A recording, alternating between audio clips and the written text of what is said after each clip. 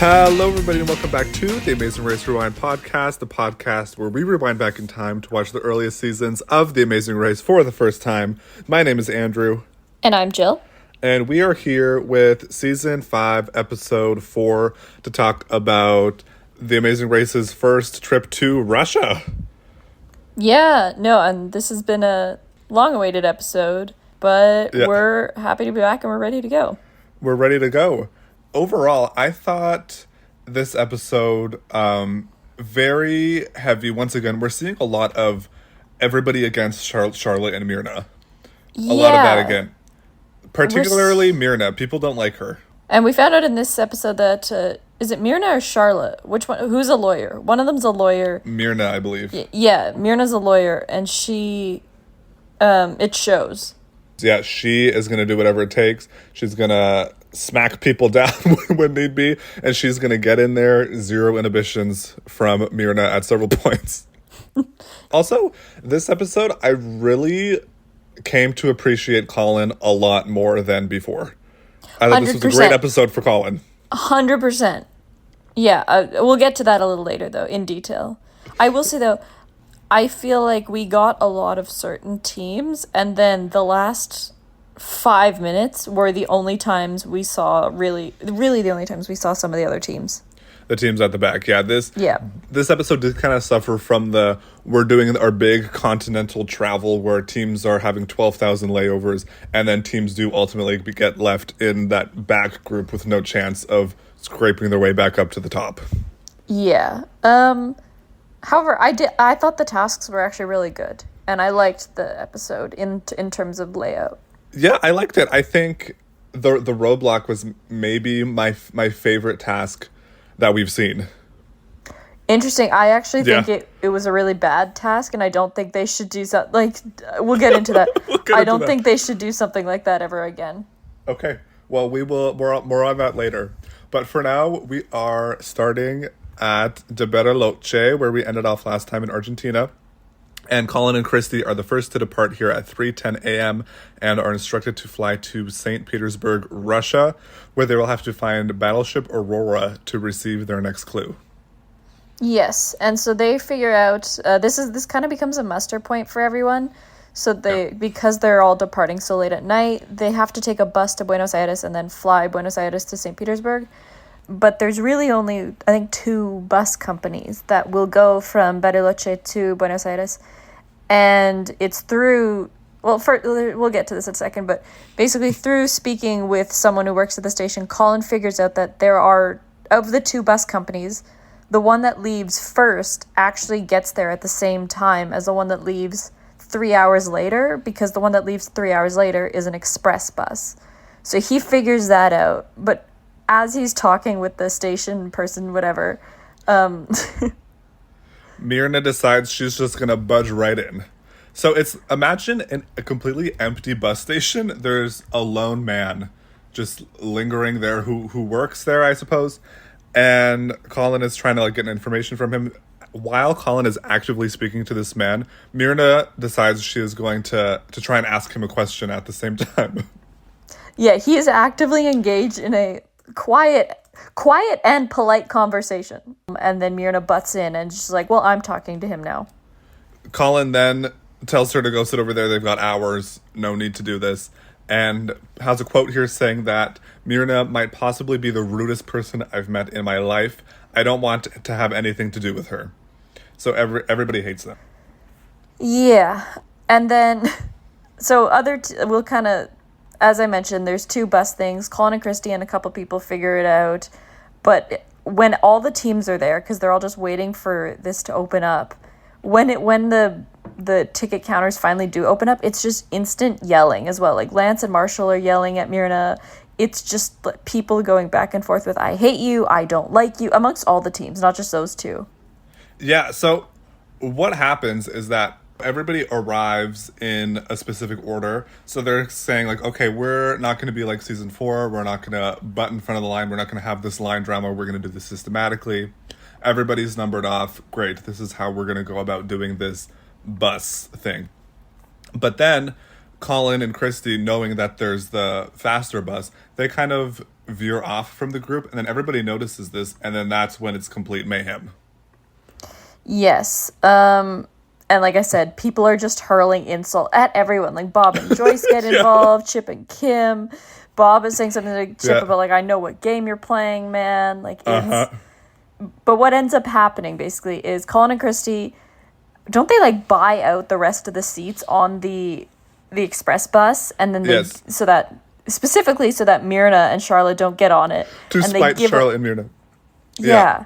When the whole switchover happened and teams were talking about, oh, we should keep the same order, Charlotte and Myrna were like, we were actually here first, or like that they were one of the first teams. And then Marshall puts up his hand and is all, don't talk to me, and it just escalates. And then Myrna's like, oh, okay. And then, yes, Myrna and Christy go at it a little bit. Yeah, so basically Colin and Christy end up giving the other 3 sets of tickets to Chip and Kim, Brandon and Nicole, and... who's the third team they give it to?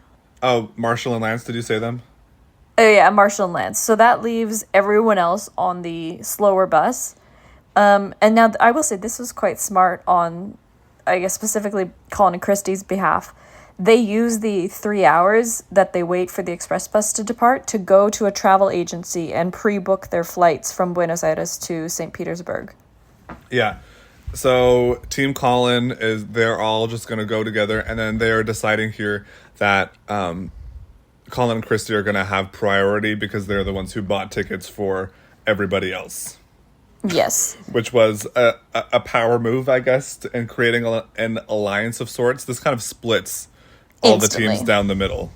Oh, but not even that. On the bus to Buenos Aires, on the express bus, after these plane tickets have been bought, Brandon and Nicole decide, you know what? No, we're not gonna do this. We're not gonna play into this alliance, and they decide they're just gonna leave everyone else behind in the dust. So this is at the airport. But I just want to go back a little bit. There were a few little character moments throughout here. Oh yes. So Charlotte is talking about how she's a lawyer, and meaning she has to deal with despicable people all the time. Clearly referring to Marshall and Lance from before. Brandon and Nicole saying, even though they're Christians, they're going to be ruthless, which is their whole character story. Bob and Joyce are looking forward to eliminating some more teams. And when we see Myrna and Christy, when they're going to go at it, which is interesting to see Christy be the one, because you think Colin would be the one who's more confrontational. But Christy says that they're not going to do Myrna and Charlotte a favor after what they did to them earlier. And then Myrna goes, have you ever done anybody in your life a favor? You hate us. We have God and we have ourselves. We don't need a favor from you. And then Charlotte says she's happy to not see that criminal's face for a while, and she can't stand criminals. It's intense. It was genuinely quite an intense scene at the bus station. That being said, it doesn't... I think because they're the only people in this bus station... doesn't really go anywhere. The teams who kind of get screwed over and end up on the bus that leaves first, but that's longer, they deal with it. Everyone seems to get to the airport relatively at the same time. Again, they do, but the only difference, of course, is the express bus. Those people have their planes booked. But cut to Brandon and Nicole huddled over in... Did you catch the scene? I thought you... This was ridiculous. This is like next level kind of editing. I know. I just wrote a note that said Andrew will catch this immediately. I don't even need to intro this. Okay, so hold on a minute. We're going to Brandon and Nicole over ominous music at first of they're going to do their own thing. They're being deceptive. And they're going to call their old travel agent to see if they can get on an earlier flight. And all of a sudden, we pan over to a group of nuns descending on an elevator to an escalator to choral harmonies. It's like before panning over to Brandon and Nicole at a phone booth saying that, like, I don't know, the nuns and Brandon and Nicole, they're connected somehow, I suppose, or it was one of those editing moments that was like, do you remember season 2 when there was that scene of Will like starting up the truck or the van and making it seem like he was going to hit Alex and Tara? With like the intense, like zoom in on his face through the side mirror and intense rev up of the engine and starting up. I forgot about that one. So random and out of place. But this killed me. This was a complete highlight of the episode for me, just for the sheer absurdity. Ridiculosity. Yes. I know. My only comment was, like literally all I wrote was, Andrew will comment on this. They put that in for me. It was a WTF moment. I like that you said it made the episode. It really added something I didn't know needed to be added. Yeah, and it was such like a throwaway thing too that it's so irrelevant. So irrelevant. Why would they put that there? Why would they do that? Somebody was cackling really hard in the editing room when splicing that together and said, you know what would make this great? Let's get a choir. Let's have them sing. Can we also say, like, the nuns are not really in the foreground of this shot? It's a pretty wide shot, and they're kind of in the back. Like, they're obviously nuns, but it's just a ridiculous setup altogether. Okay, regardless, Brandon and Nicole... I think that clip has to go on the Instagram. Yes, I'll put that on there. So Brandon and Nicole are diverting from their group and are trying to get ahead, which, good on them for being proactive. Well, and that's kind of when... Because Colin and Christy, obviously, they're on the first flight out of Buenos Aires, so they get ahead, and then Chip and Kim and Marshall and Lance, they realize that Brandon and Nicole are kind of screwing them over, but Chip, and I agree with him, he says, like, well, they're playing the game, can't get mad at them for playing the game. Yeah, can't be mad. And then Marshall and Lance combat this with, I'm not mad at them, but they're scumbags, which is a very Marshall and Lance thing to say. It very much is. Here we also see Charlotte and Myrna go into, like, the Swiss Airlines office, and it seems like they're gonna screw themselves over first, because they're just like putting all their eggs in one basket by talking to this one airline and hoping to get like advanced seats, and then they don't, and then literally everyone who was on that second bus is running around trying to find seats on any flight.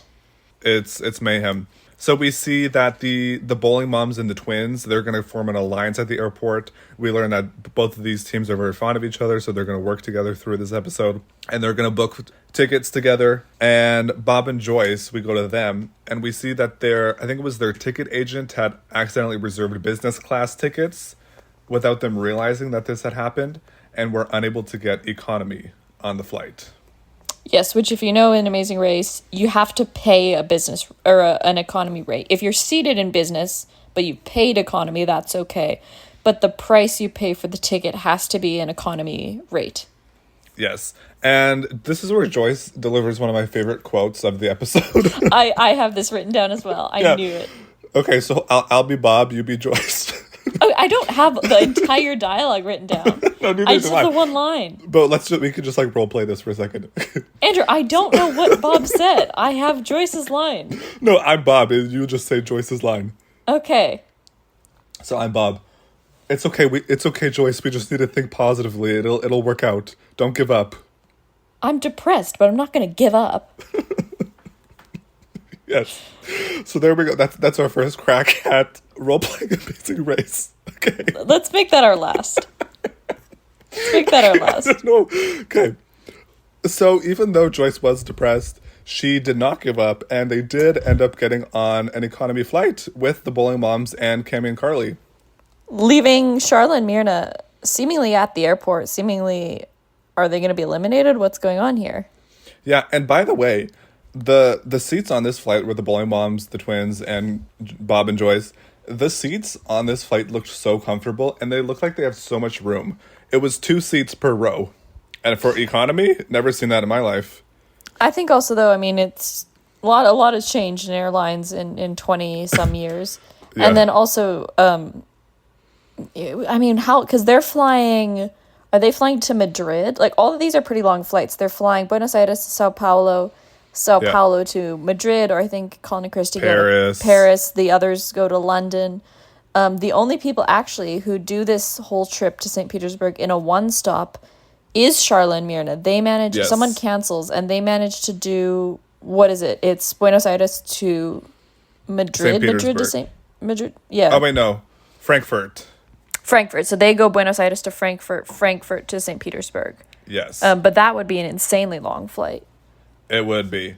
Yeah, so Charlotte and Myrna, after frantically running around the airport, do get their tickets, and they think that they're in dead last place, only to see Marshall and Lance at the Frankfurt airport.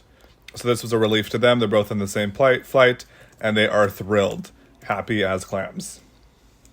Indeed. And now this is where I would say the episode really only focused on 3 or 4 teams for the substantial portion that was remaining.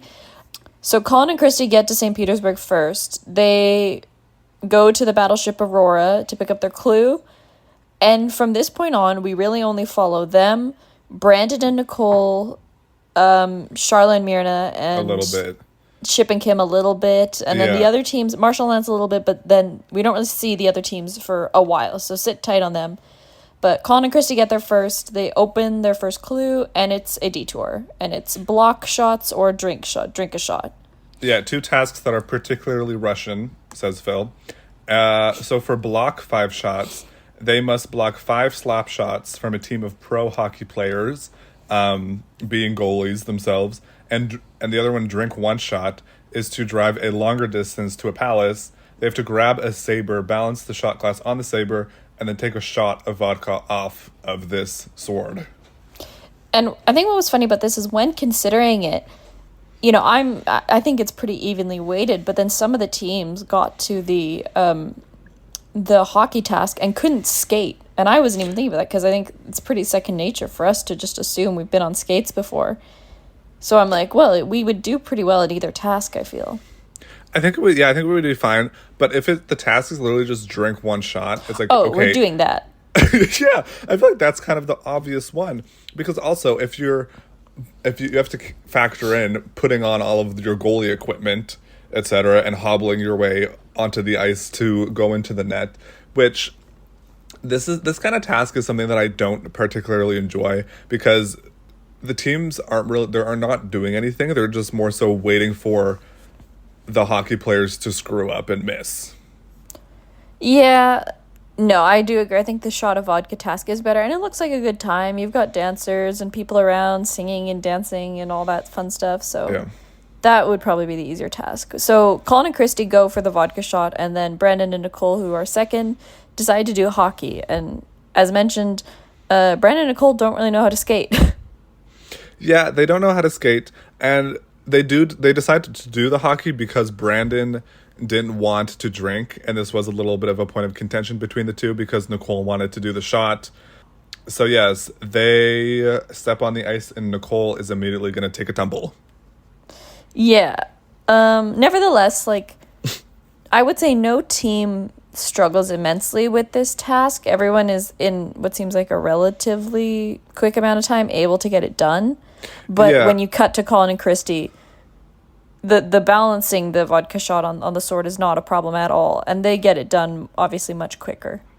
Yeah. So Colin does the shot first, and then after, Christy is doing it. And this, while Christy is doing the shot, Colin is like 2 inches from her face, staring at her so intensely, coaching her through taking this shot of vodka, which is so humorous from Colin here.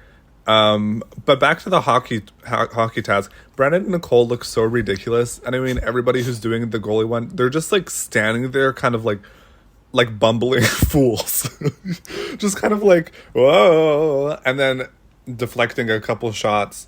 But yeah, neither tasks are very hard.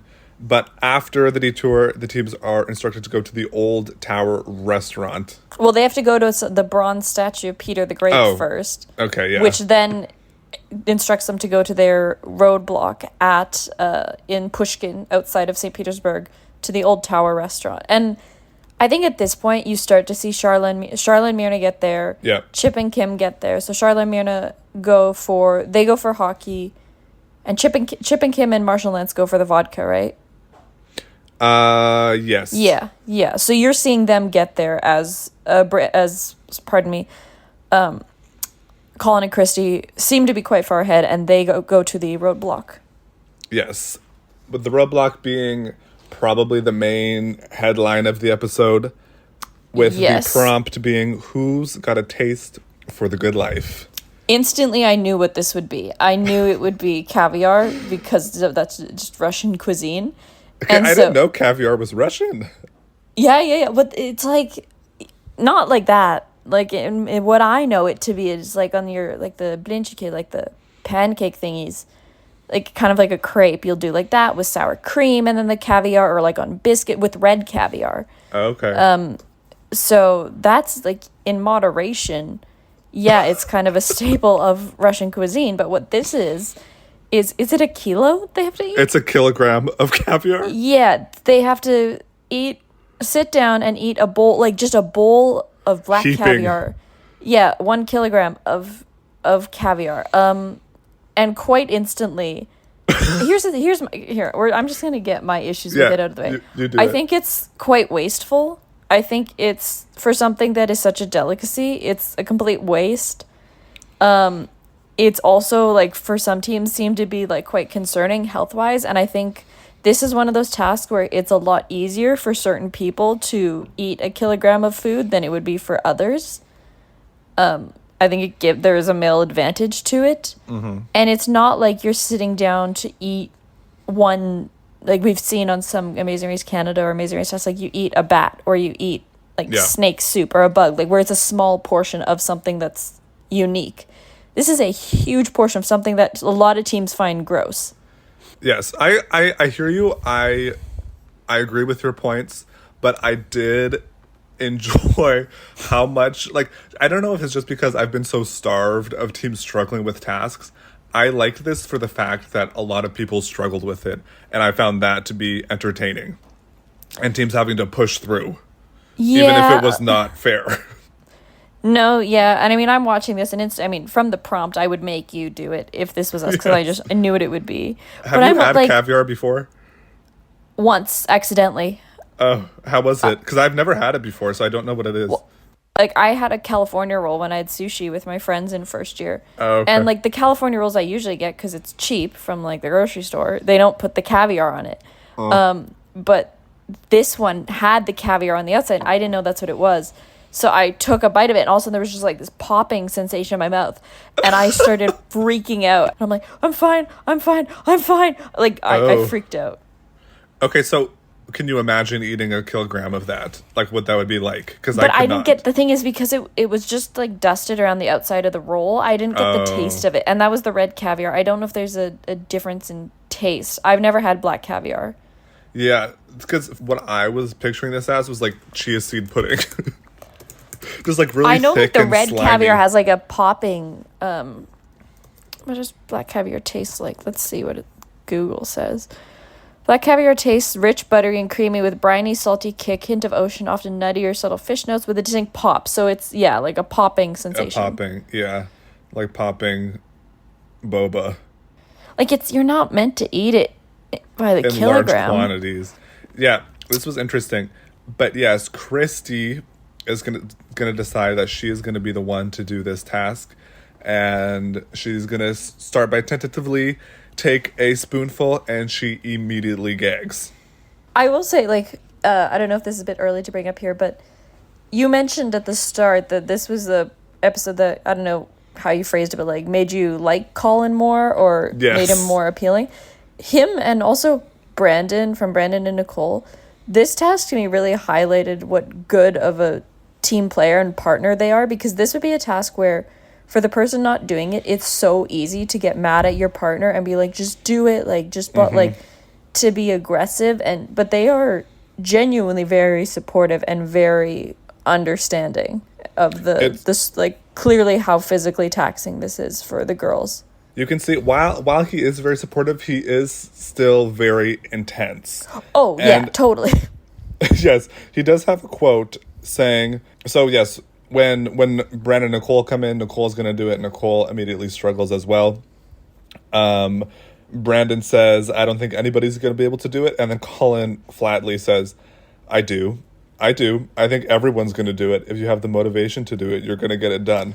And then stares intensely at Christy, who just looks at him helplessly. Yeah. Chip rolls up a couple minutes later. Chip rolls up, and he downs it. No problem. The scarves sit down, yeah. But the thing is, you compare that to Christy at this point is crying. Like, she looks quite sick. She's crying. Like, Colin's hugging her. And Nicole, I was worried about Nicole for a second. She becomes quite violently ill, like nauseous, to the point of just lying curled on the floor. Yeah, both Christy and Nicole are really, really struggling with this. Christy, full on breakdown. She's like trying to scoop it and shove it in her mouth, but she can't. And it is hard to watch. It is. And she's broken. Yeah, but I think for her, Chip and Kim coming in, they actually complete it first and leave. Their next stop is they get to take a nice little horse-drawn carriage to the pit stop. Yeah. And I think that's her motivation, because she gets it done pretty soon after. That being said, I don't want to say that it doesn't have an effect on Chip, because as they're running to the pit stop, he's like, oh, the caviar. Yes. Like, it's a lot for anyone to eat. I don't think it's healthy. And I didn't like that. Yeah, I don't think it's healthy. I don't wonder what the implications of that are. My thought process would be, the minute you're out of there, if I had to do it, I would be like, hand me a bag, I'm throwing this up. Because it's not gonna do anything for my system. Too much of anything is a bad thing. I gotta get this out of my body ASAP. If you had done it, I would have handed you a bag, and I would have been like, Andrew, you need to make yourself throw up. Like, you can't let this go through your system. Maybe at the pit stop, but we gotta go. Okay, Charlotte and Myrna, they are gonna do the hockey detour to some flute music and complete it pretty quickly. Yeah, Marshall and Lance, Chip and Kim are gonna do the shot. Marshall and Lance are having knee problems. One of them is, yeah. Marshall and Lance arrive at the roadblock and they are confident. Charlotte is also going to do the roadblock. And yeah, did you say that Kim and Chip were in first? Yeah, so Chip and Kim come in first. They're really happy. They've gone from being bottom feeders to top of the pack. And I had said, yeah, that kind of motivates Christy to finish it by like some miracle, it seems. And both her and Colin at the pit stop, are they crying? It was...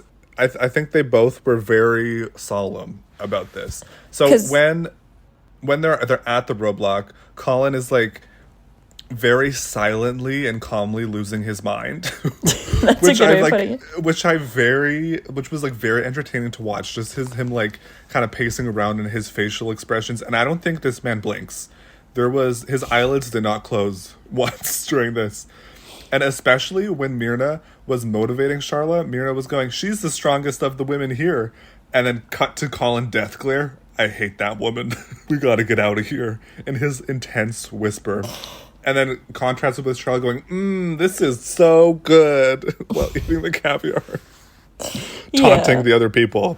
Yeah, Colin does have a quote, something at the pit stop, though. I forget how exactly he puts it. Something like, I wish I could have done that, but also like... Basically, like, I'm not the one who did it, so she is the stronger of the two of us here, something like that. But they're both quite emotional. Marshall and Lance seem to get through it pretty easily. Like, it's not an issue for them. Are they third? Yes, Marshall and Lance are in third. Yeah, and then Charlotte and Myrna are fourth, correct? Yes, Charlotte and Myrna do complete it shortly after. Yeah. So, like I said, it seems like a quick episode once you get to this, because those four teams struggle through the caviar, they get to the pit stop, they're done. Brandon and Nicole, and this is the part where Nicole looks sick. She's no longer eating. She's on the floor, like, towel to her forehead. She's saying, I think I'm going to pass out. I'm nauseous. And it's at this point that we see Cammie and Carly, the bowling moms, and Bob and Joyce all arrive. So it's this building thing of, do the other three teams have a chance to kind of lap Brandon and Nicole? And it seems like they honestly do, because it seems like Brandon and Nicole are moved to another room where Nicole's like lying down across these chairs. Like, this is not healthy for her. Yeah, she has been relocated. She's drinking tea, and I thought she was. I didn't think she was going to be able to do it. No, I was like, where's the medic here? But very slowly, she's feeling better, and she's going to take another crack at this caviar. She finds some strength within herself. She takes a bite, and she's able to power through. She is, although I feel like she's going to be feeling it later that night. I feel like a lot of them are. Yes, especially the twins, Cammie and Carly. So we don't see a ton of these other three teams doing roadblock or sorry, doing the detour. Yes. So we see because the bowling moms and twins, because they were on a different connecting flight from Bob and Joyce, so they arrived before Bob and Joyce. And the bowling moms and the twins, they think that they're battling for last place. Yes, a classic one of those. So yes, they go through the detour.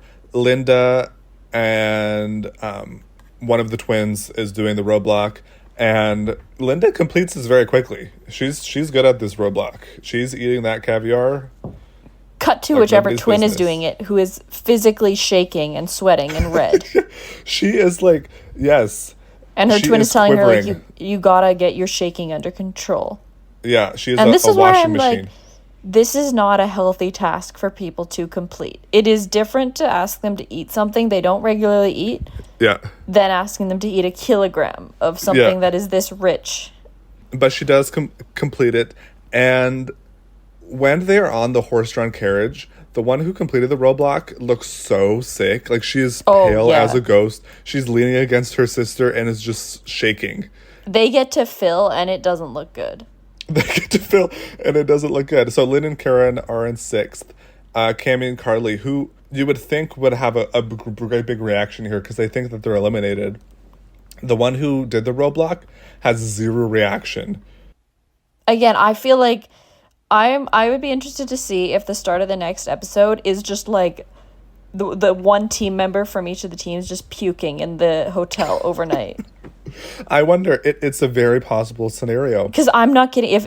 If you or I had done that, which one of us had done that, my first reaction, leaving that roadblock, sitting on that horse-drawn sled, would be throw up. Like, get this out of your system so Yeah. we don't have to deal with it later. Be nauseous and I sick need water. now. I need to chug water and just do what I gotta do. Make 'Cause yourself it's- sick now, like, so that we don't have to pay for it during the rest period. Yes. So then the other one just kind of says, yay, woo, this is good. Cut to Bob and Joyce, who seemingly arrive after everybody else has finished. They do the detour. Joyce decides she's going to do the roadblock. Bob asks Joyce how the caviar is. She says salty.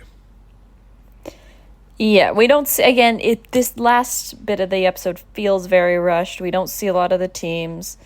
Bob and Joyce obviously are eliminated, and a good episode, not the worst of the season in my opinion, but there could have been some changes to make it a lot better. I think this is just kind of something that's going to happen when we're doing these big continental legs where we're going like from one end of the earth to the next. Like, teams are going to have, there's going to be quite a large gap between teams, and I think this is kind of inevitable to happen. But Joyce and Bob, they get kind of their goodbye story while Joyce is eating her caviar, talking about how they're lucky to have found each other so late in life, and they love each other immensely with their sad orchestral music in the back. Yes. One thing I do want to mention is when Colin and Christy arrive and Phil tells them they're in second, there is like zero reaction from them other than Colin just gives a curt nod to Phil.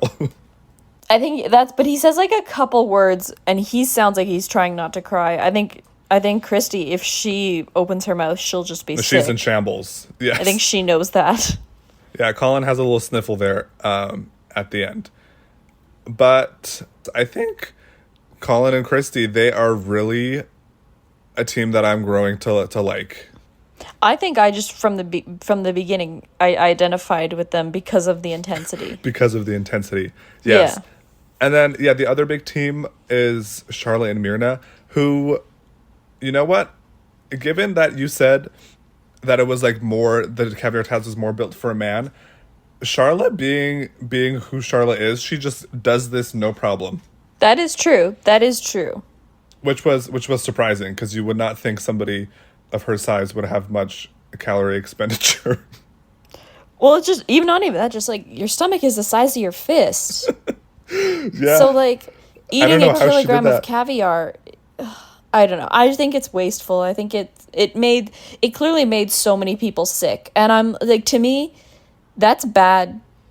It's setting everyone up for failure. I mean, it doesn't seem like it affected people in the next leg from the preview, but also it's just, I don't know. Do you really want one member of every single team in the bathroom all night before the next leg? Probably not, because then everybody's going to be low energy. But with that being said, I do think it was a great task for TV. Yes. However, I'm still not seeing why this season is so renowned. I'm not getting it yet.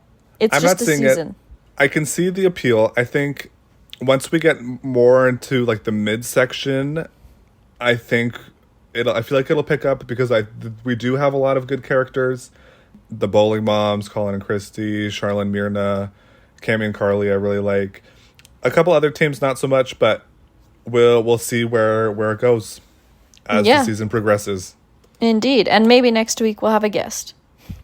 And maybe next week we'll have a guest, where it seems like a lot of teams are falling over from the preview. And I'm here for that. And we're in Egypt. and we're going to go to Egypt, to Egyptology. Here we come. Oh my God. Maybe you'll be able to spout off all your knowledge from that course.